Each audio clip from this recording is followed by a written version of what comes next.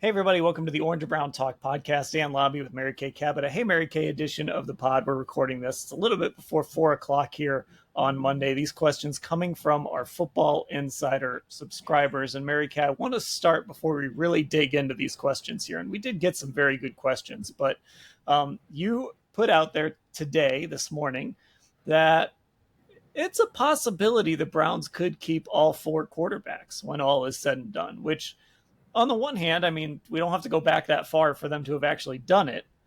But I think people will remember that they moved on from Tyler Huntley pretty quickly after they set that 53-man roster.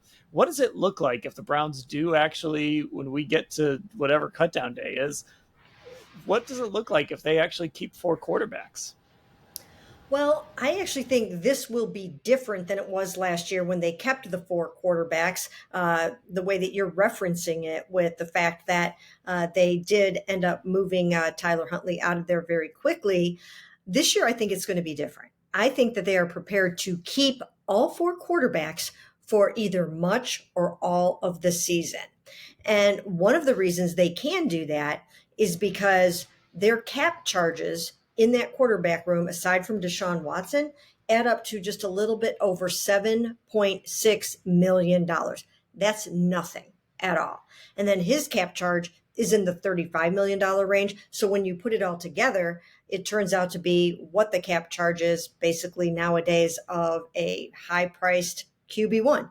So from that standpoint, they have really budgeted well for these four quarterbacks. So from a financial standpoint, they can absolutely 100% afford to keep them.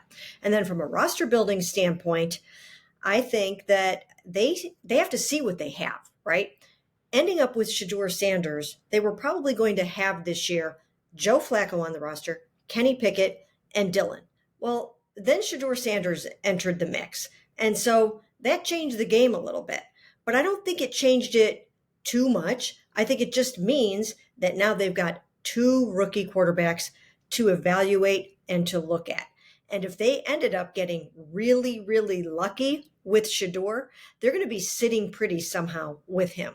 Whether it's he ends up becoming a starter, or he ends up becoming their backup, or he ends up becoming a trade commodity. So picking him up there in the fifth round could turn out to be a really good thing for them. From a veteran standpoint, I still think those two guys are vying for the QB1 job on opening day. And you just don't know how that's going to go yet. And so you want to keep those two guys around, because what if the rookies aren't ready yet? And what if Joe Flacco or Kenny Pickett gets hurt early on? Or what if a quarterback goes down in the NFL on October 26th and somebody is willing to give you a really nice draft pick? So there are all different kinds of reasons for keeping these four quarterbacks, and I think they'll do it. I'm impressed because I'm looking at the calendar here, and October 26th, it appears, is a Sunday. So I don't know if you just pulled that random date out of midair, but you actually picked a Sunday in October when a quarterback could actually get hurt. So there you go. I do think it's interesting, and of course, you'd have to. I guess I wonder how they would sort of structure it, right? Would they move one to the practice squad? They'd have to clear waivers to get to the practice squad, but once they're there, it's not like a team can just pluck them away from the Browns, right? Somebody could offer them somebody could offer to sign them, but like if Shedeur Sanders, somebody can't just say, "Hey, Shedeur, we're signing you." Shedeur would have to agree to go play somewhere, or Dylan Gabriel, or someone like that. So, I guess they could do something like that too if they wanted to put one on the practice squad. But is your thinking that they would have all four on the 53? Yes, I'm thinking that they would have all four on the 53. And it sounds crazy, but when you really think about it, it's the most important position on the football team. They've got these two young rookies that, if they continue to develop them, let's say they develop them and they're starting to come around and they're looking pretty good, and then you still decide to go out and draft a quarterback in the first round next year. Look at your quarterback room. You've got these guys on rookie contracts at bargain basement prices, and you still have Deshaun Watson's big money next year, which as of right now, His cap charge is $80 million next year. Of course, they will spread that out again next year, and they're not going to have that on their cap for next year. But you still have a really low budget room, depending on what happens with Kenny Pickett. We don't know where that's going to go yet.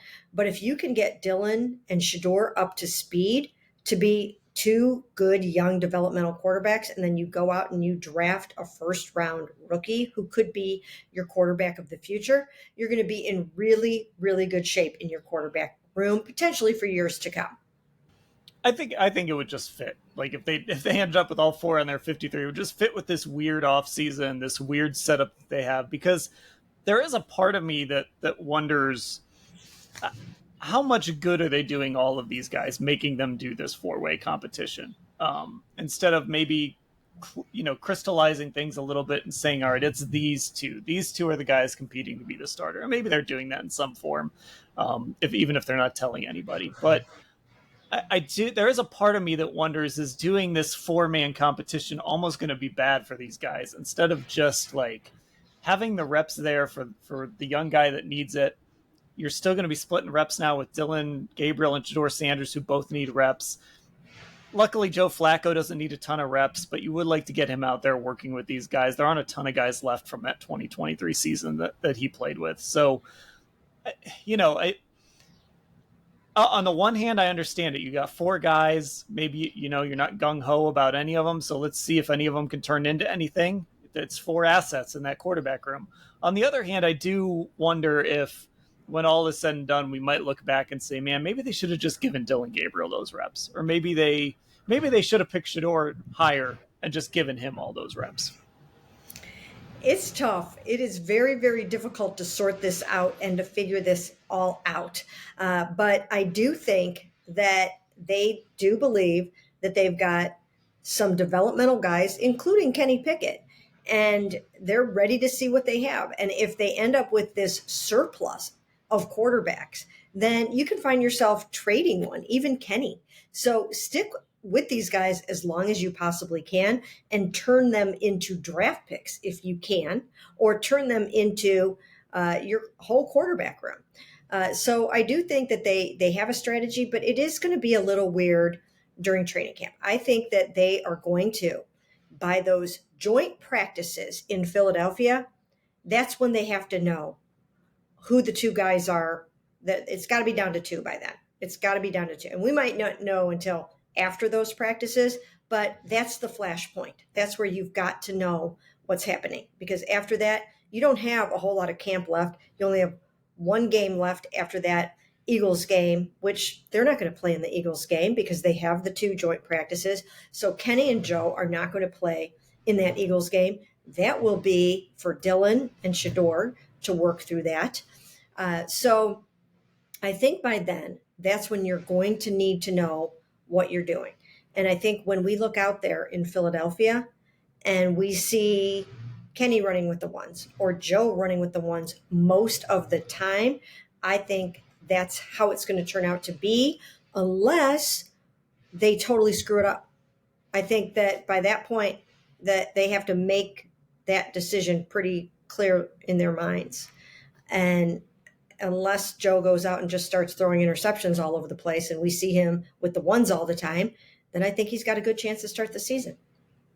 Yeah, those Philly practices are what I have circled too, especially because there's almost like these rules of engagement when we talk about those practices. Like, I don't think the Eagles, both teams are trying to get something out of that practice. So I don't know that the Eagles want to just have the Browns running their rookies out there just for the heck of it. And like, hey, this series we're going to throw Kenny Pickett out there, and then we're going to throw Dillon Gabriel out there, and then we're going to throw Shador out there. I think it, for everybody's sake, it benefits the Browns. It benefits the Eagles too, which is part of this. These coaches work together to plan these things. It benefits both sides if the Browns go into those practices knowing this is the pecking order. And I think we're going to be standing there on those fields. They're side by side. We all stand on one end, and they're running ones on one. They're running 1v1 on one side, 2v2s on the other. And I think those are going to be the moments where we're like, okay, this is what it is, even if Kevin hasn't told us yet. Right. And they might disguise it pretty well because they have a way of, okay, this guy goes first in move the ball 11 on 11s. And then this guy goes first in red zone 11 on 11s. So they will try to keep it a mystery, I believe, through those two very important days. But I think we'll be able to pick up clues on what it is that they're thinking. And then also how those guys perform in those practices will also help inform how this thing is going to go. And we're going to have to know, I mean, they're not playing, like I said, they're not playing in that game. And maybe they'll play in the third preseason game. Maybe they won't. Maybe they'll start their starting quarterback and give in the third preseason game here in Cleveland and give him a series or two in the sort of dress rehearsal game. But by the time we get home from Philadelphia, I think they have to know who their starting quarterback is.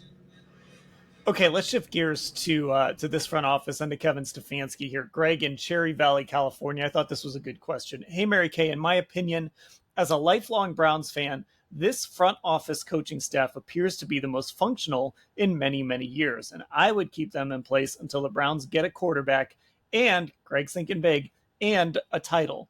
There have been some real train wrecks in the past. So my question to you experts is, am I correct? Well, I do think that they're doing a great job. I do think they're extremely functional, and I do think they work very, very well together. And it really is the most stable, consistent, and sane regime that I've covered. It really is. I mean, these are good people, and they know what they're doing. They know football. They know coaching. They've got it going on. But that has to translate into victories, and it's got to translate into a starting quarterback that can get you to the promised land. That's vitally important. So that's what they have to show. They have to show that they can go out next year, probably, and draft the right franchise quarterback. I think that's vitally important. And then they have to be able to develop him. So I think they've got time on their side. I don't think anything that happens this year necessarily is going to cause Jimmy Haslam to pull the plug on anything, but they've got to get the quarterback right next year. And then they have to make sure that this quarterback can go out there and keep pace with all these other amazing quarterbacks in the NFL. And even though some of them have been around for a while, these quarterbacks are playing until they're in their 40s now, a lot of them. Or not a lot of them, but some of them.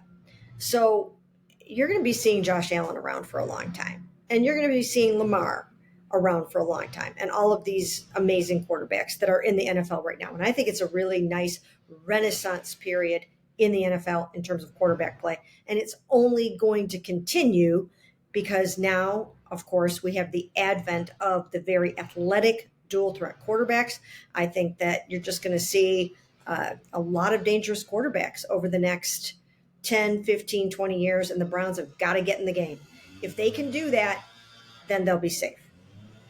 Yeah, one of the things when I think about this front office and I think about this coaching staff, especially Kevin, this is one of the first times that I've kind of, when we get to the end of a season like last year and they're 3-14 and it was bad, and Jimmy and Dee could have stood up there and said, you know what, it was just it caromed out of control and we just couldn't keep going with this, and so we decided to make changes, but they didn't do it.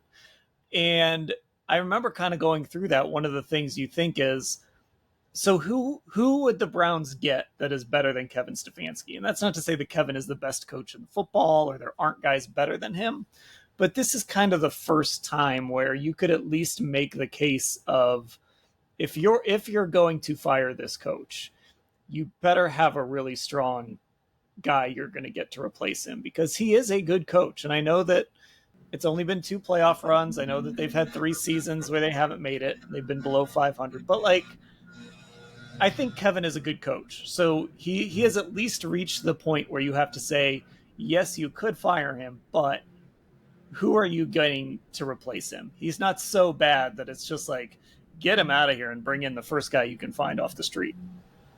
Right. It's not like that at all. I mean, if they had done something this past offseason, I think you could have made a case for giving Mike Vrabel a try. But now, of course, he's got a really, really good job as head coach of the Patriots. And some of the other coaches that got hired last year that are really good. I think Kellen Moore is going to be really good.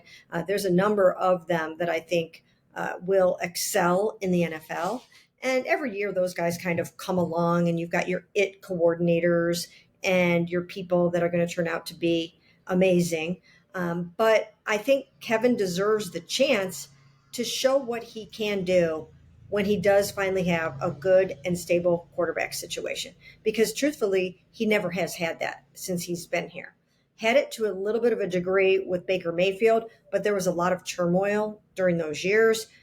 As you lived through it too, Dan, I mean, we saw everything that happened with Odell Beckham Jr. and with Myles Garrett sort of versus Baker Mayfield, and then Baker just not being happy with how he was being used as a quarterback. And so there was that with him. And then you move into the Deshaun Watson era, and that didn't turn out anywhere near the way anybody thought that it would. And now they're in transition, and they've had Jameis and Joe and all these different quarterbacks that they've had to use. So this year, I think it could be more of the same. I mean, they might end up using 3 or even all 4 of these quarterbacks that they have on the roster right now. I could see it. I could see it, because if they start Joe and it doesn't go the way that they hope, then they'll throw Kenny in there. And then by midseason, if they're out of it, or if they feel the need to try one of the rookies midseason, then they're going to throw Dylan in there. And then if they're truly not going anywhere, then they might want to see Shador, because they need data on these 2 young quarterbacks to decide what they're doing next year in the first round with that much better quarterback class. So I still don't think that Kevin has had just his guy that he feels really, really good about and can build on that for a period of years. Yeah, and I think you actually, a few of those names there, I think you kind of set, at least in my mind, a baseline for where Kevin is, right? So you mentioned Mike Vrabel.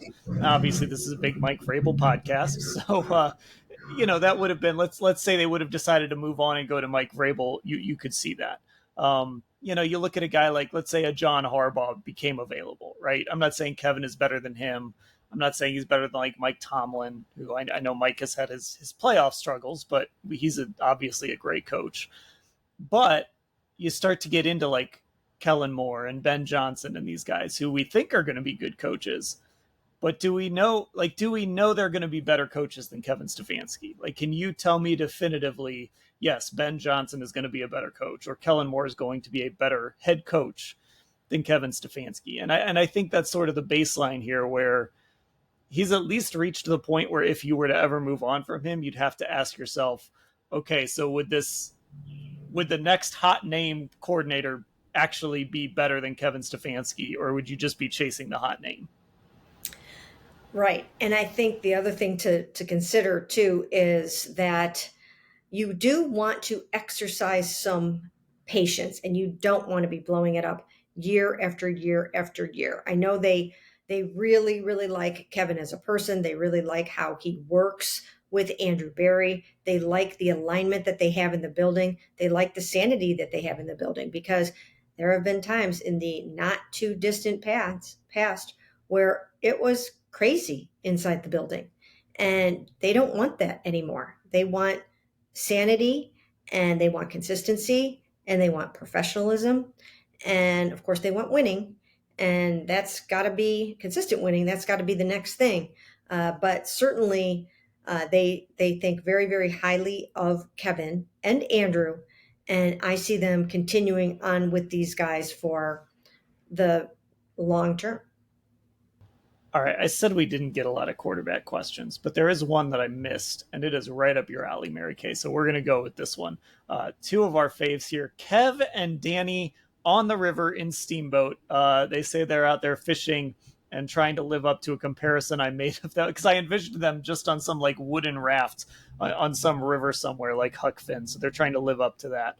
Hey, Mary Kay, do you envision any packages for either or both of the rookies, even if the expected happens and neither wins the starting job? So here we are, Mary Kay, on June 16th. We're talking a Shador Sanders package or a Dylan Gabriel package? I'm going to say no right now, believe it or not, which I'm sure that probably surprises you that I'm going to say no on this. But when I think of a quarterback package, I think of someone who brings something vastly different to the table, right? So I used to talk about it in terms of maybe Joshua Dobbs, who's a running quarterback. If they had a Jalen Milrow on the roster right now, I would be harping on a Jalen Milrow package.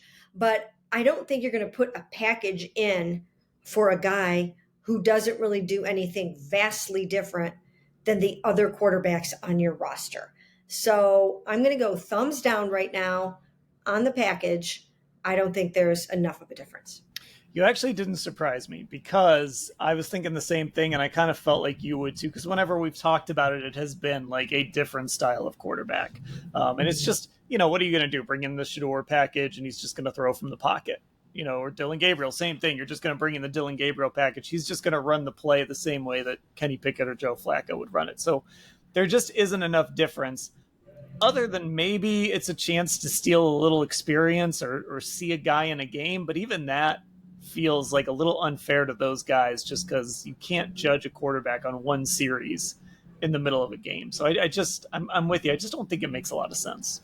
No, it really doesn't. I mean, when you look at like a Taysom Hill and what he was able to do against the Cleveland Browns with 3 rushing touchdowns, if you can get somebody that can give you that kind of production and really change it up and catch the defense completely off guard, that's when you bring in that kind of a package. But to bring somebody in that's just going to do more of the same, it does not make sense. And that's sort of one of the things we talked about with Jalen Miller. Why you might be interested in drafting him, just because if nothing else, his rookie year, maybe he could be like your version of a Taysom Hill. But obviously, the Browns had other plans at that position. So let's get into some mini camp and OTA things. And this comes from A Rob in Des Moines. Hey, Mary Kay, now that OTAs and mini camp are done, which new Browns coach is already making waves? If this were Hard Knocks, who's stealing the spotlight with early energy and impact? Wow. Well, that's a really, really good question. I would think that Mike Bloomgren might be one that might be doing that sort of thing because I think he's a tough, hard nosed, old school kind of coach. And he's bringing and instilling some of that toughness that we've been talking about a lot lately. So I think he's one that we can put in that category. And I know a lot of eyes are on him because they really need to revive their running game, which I keep saying over and over is going to help the whole entire football team. So he's one, and we heard Joel Batonio talk about him and in kind of funny terms and saying that you need to be kind of he called him a little bit of a derogatory name, but all in good fun. Um, and and so I think that he's somebody that we're probably going to have some eyes and ears on in this camp. I that was on my list. I'm trying to think if there's anybody else. But when you talk about, we were having this discussion in the media room about position coaches a little bit, and I think that there are some positions where a coach is can be more impactful than others. It's not to say that they can't all have an impact, but I think O line coach is one of those positions where, because you think back to Bill Callahan, he was such an important part of all that run game design. We always talk about it being like the Kevin Stefanski, the stuff that he likes to do, but Bill Callahan was really important in putting a lot of that stuff in and teaching it and just squeezing the most out of guys. And we saw how they would just roll through linemen and he'd have them ready to go. And I think last year they really missed that presence to the point where Mike Vrabel was coaching the O line by the end of the season. So they obviously prioritized that this offseason. And I think if they do get this run game going and it looks like we think it can look, a lot of that is going to go back to Mike Bloomgren, I think. Yeah, I really do think so. And if you remember, and of course I know you do, Bill Callahan, like the impact that he had just on a DeJuan Jones in terms of really coaching him hard and almost like Joel Batonio said, Bill Callahan at times seemed almost a little bit mean to DeJuan Jones when at time, we watched him throwing up in a rookie minicamp practice, and he did not let up on him at all in that practice. In fact, probably went even harder after that. And I saw him do the same thing to DeJuan Jones at the Greenbrier, where he just rode him and rode him. And I know he's done the same thing to Wyatt Teller, right?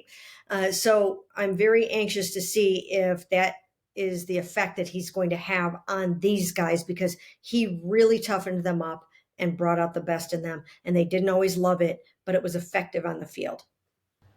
All right, this question comes from Danny in Fairfax, Virginia.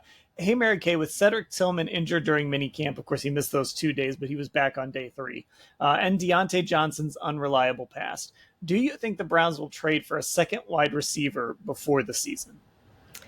I'm going to say no right now. I'm going to say no because I just don't think that they're looking at the next wide receiver as a big, huge deal this year.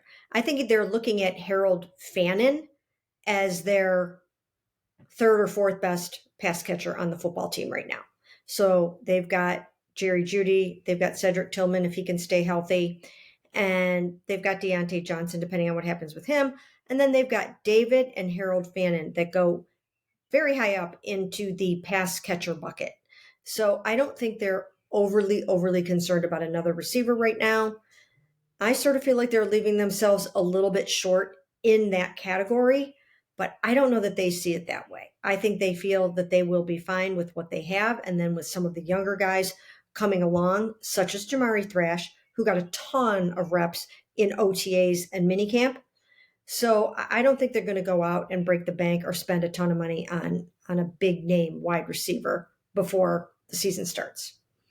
Yeah, and I think the running backs too. Deuce Staley was talking a little bit about the running backs, and Dylan Sampson has been working with Chad O'Shea a lot, kind of learning some wide receiver concepts as well. So I think the running backs are going to be really involved in the passing game too. So you've kind of got Jeudy, you hope Tillman. It would be great if Deontay Johnson got it together, and then you got 2 tight ends and a couple of running backs, and Jerome Ford is a good pass catcher too. So you've got some guys that can catch the football. The other part of this is while you were talking, I was just looking to see what the Browns have in the draft next year. So obviously they have all their picks in rounds 1 through 5, and they have that extra first from Jacksonville. But they don't really have a lot of extra picks beyond that. They have a sixth, they have an extra sixth, and two extra sevenths. So like they don't really have that prime 5th round pick, just that extra 5th round pick sitting around that they could trade like they did for Amari Cooper or Jerry Jeudy or something like that. And we know that Andrew Berry he likes to go get those young guys like a Jerry Jeudy who's just entering his prime. I don't know what kind of ammunition they have, or they'd even want to give up to go get a guy, unless we did get a question about this. Do we think the Browns would consider trading a guy like Greg Newsome if it helped bring back a receiver? Well, I don't see that happening anytime soon or before the season, but depending on what is going on with this football team by the trade deadline, you might see them picking up an extra 4th round pick or an extra 5th round pick. I think that's where you're going to see that happen. And if someone needs a player to get them over that hump and into the playoffs, then you might see them move a guy like that, depending on what happens. But as far as Greg Newsome is concerned, and we get asked so much about him in the trade arena, but Andrew Berry loves cornerbacks, loves defensive backs. He picked Greg Newsome in the 1st round. I think if possible, they would like to try to salvage that situation and try to keep him here. So we'll have to see how that goes. I don't know if they would be willing to do that or not, but there might be a player or two at that point, maybe even a quarterback, where you can get something decent in return for them at the trade deadline. Yeah, some of it would depend on how they felt about like a Cam Mitchell or Miles Harden, some of these guys, and also how does Martin Emerson bounce back? Because he obviously struggled last year. He seemed to kind of stabilize a little towards the end of the year, but if Martin struggles again this year, that makes Greg more valuable. Because again, and we've talked about this on this pod, no matter how you feel about how good this team is going to be or what you think they should be doing or thinking about next year's draft and all of that, they are trying to win football games this year. They aren't trying to go 2-15. They're trying to go. I mean, Kevin Stefanski gave a whole speech about when the Super Bowl is. So they're trying to win football games, and they're trying to be competitive this year. This is not a, hey, let's go 2-15 and get the number one pick for certain next season. Now, maybe they don't have to tank. Maybe the schedule and some of their lack of depth in some areas will get them where they need to get to. But they're certainly not just outwardly trying to get there. No, not at all. And I think that people need to kind of realize that this is not a regime that is going to ever do that. They will always try to win as many games as they can until someone tells them that they are out of playoff contention and that they've been eliminated. Until that time, they're going to try to win that game. You can't stand up in front of a room of players as a head coach of a football team and do anything other than try to put your best foot forward and win the football game. And I think their quarterback decisions will be governed by that mindset as well. So this is not, tanking for Arch Manning or anything like that. That's not going to be what this is about. They will keep the pedal to the metal as long as they possibly can. And then if it becomes apparent that they are not going anywhere, then that's when I think you will see some Dylan Gabriel and you will see some Shedeur Sanders, because they do need to get some data on those guys. They do need to get them some experience and some reps to help them make their decision for next year. But until the playoffs are no longer an option, you're going to see them out there every single game putting the best quarterback out there that they can. Yeah, and I've always heard people say, like, coaches and players don't tank, front offices tank, right? Like, they just put together a team that maybe isn't going to be very good. And while Andrew probably could have done some more to this roster, I mean, he is kind of thinking long term and trying to make sure that this team can get out of some of this salary cap stuff and have some draft capital and get a little younger.